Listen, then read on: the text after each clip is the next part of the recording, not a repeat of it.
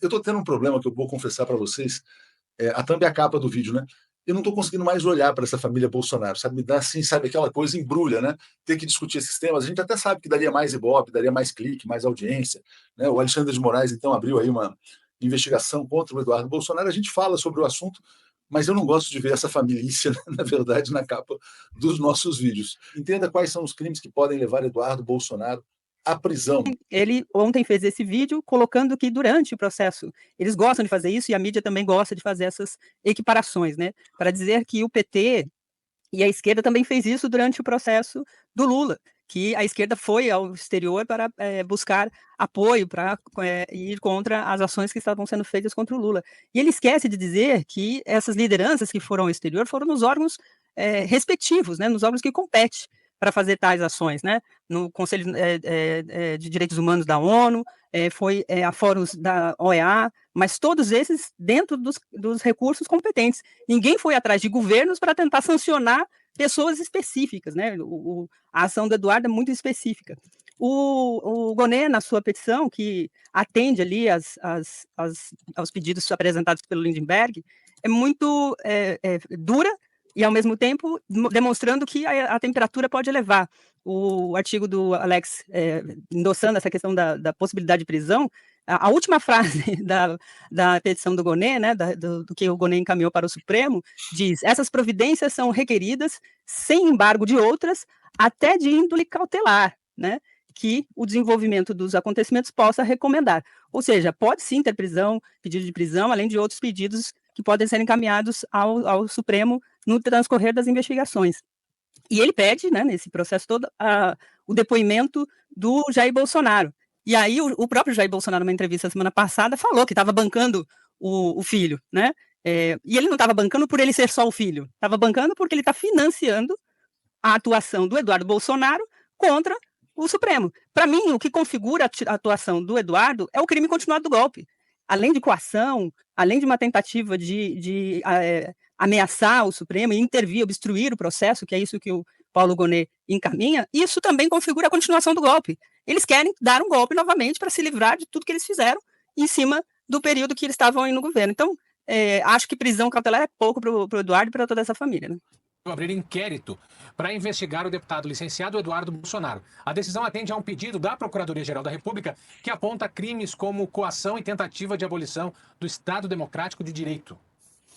A abertura do inquérito no Supremo Tribunal Federal para investigar a conduta do deputado federal licenciado Eduardo Bolsonaro foi determinada pelo ministro Alexandre de Moraes. A decisão atende a um pedido da Procuradoria-Geral da República que aponta a possível prática dos crimes de coação no curso do processo, obstrução de investigação contra organização criminosa e tentativa de abolição violenta do Estado Democrático de Direito. Segundo a PGR, Eduardo estaria atuando lá dos Estados Unidos numa campanha para pressionar autoridades brasileiras, entre elas os ministros do STF, membros da própria PGR e da Polícia Federal. O parlamentar se mudou para os Estados Unidos em março deste ano, após deixar o mandato na Câmara dos Deputados, e tem pedido publicamente que o governo norte-americano imponha sanções contra instituições brasileiras. Entre as diligências solicitadas estão os depoimentos de Eduardo Bolsonaro, do ex-presidente Jair Bolsonaro, que teria financiado a estadia do filho no exterior, e de autoridades diplomáticas, além de ações da Polícia Federal para esclarecer os fatos. A sensação que eu tenho é o seguinte: ser brasileiro consome muita energia, né, da gente, porque você, a cada momento, se depara com esse tipo de embate. Em outras, traduzindo institucionalmente, a gente tem um novo capítulo de um embate entre a Câmara, entre o Congresso Nacional e o Poder Judiciário, por questões que um membro do Legislativo é um transgressor e conspira contra um governo estrangeiro para sancionar um poder da República Brasileira, que é o Judiciário, né? Vai transcorrer uma matéria hoje no Globo dizendo que ministros falando em off dão como certa a condenação do Eduardo Bolsonaro. Isso acirra as tensões. Isso também, até falei no Boa Noite ontem, que eu temo que acabe criando-se uma plataforma para Eduardo Bolsonaro ser o nome que vai substituir o Jair, né? Então, isso vai motivar um discurso de perseguição política, de alguma coisa assim, que, vamos dizer assim, viabiliza uma projeção para o Bananinha substituir o pai na chapa do ano que vem. Eu acho que é disso que está se preparando ali. O que o Lindenberg pediu foi prisão preventiva. Porque prisão preventiva tem que ter um inquérito. Agora o Paulo Gonê abriu um inquérito. O Lindenberg estava falando em lesa pátria. Não é isso. O que o Gonê e Moraes estão apontando é obstrução de justiça, é coação, é abolição do Estado Democrático de Direito.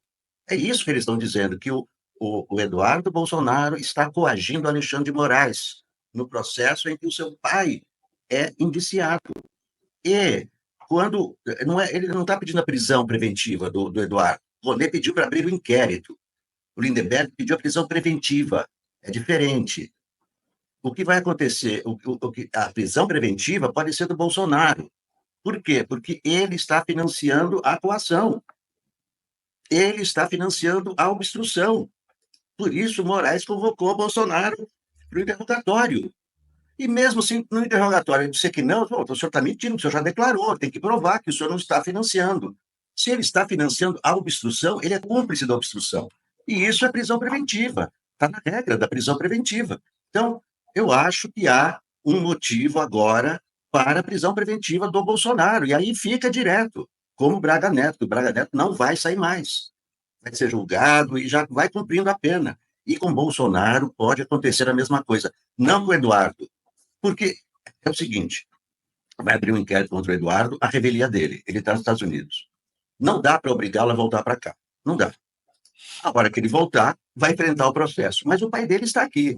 Então, ele complicou a situação do pai. Além de conseguir se incluir no 8 de 1, estava todo mundo dizendo, não, porque o Eduardo não está no 8 de janeiro. Ele conseguiu se incluir. Obstruindo a questão do 8 de janeiro. Não é nada de lesa pátria, nada disso. É isso que eu falei, que não teria efetividade. Ele está lesando a pátria, ele está atacando a soberania. Não são esses argumentos. É obstrução de justiça, é coação do ministro que está comandando o inquérito. Essa é a gravidade. E isso aconteceu agora, como está no texto do Paulo Bonet, devido à declaração do Marco Rubio. A seriedade das ameaças levadas a efeito pelo senhor Eduardo Bolsonaro se mostrou tanto mais deletéria quando se percebeu em pronunciamento do titular da Secretaria de Estado dos Estados Unidos que, efetivamente, as medidas de sanção, porque ele tanto se bate, estão sendo analisadas, e há uma grande chance de que aconteçam. Isso, segundo a interpretação do Paulo Bonet, seria uma pena de morte civil internacional. É tudo ligado ao caso do pai do Bolsonaro, e no caso é um ataque ao Alexandre de Moraes, é coação, não é nem um ataque, isso é coação, é obstrução. Por isso eu acho que o Bolsonaro poderá ser preso antes do que a gente previa, prisão preventiva, porque esse quadro porque é um argumento muito simples. Como que ele vai parar de financiar a coação? Estando preso.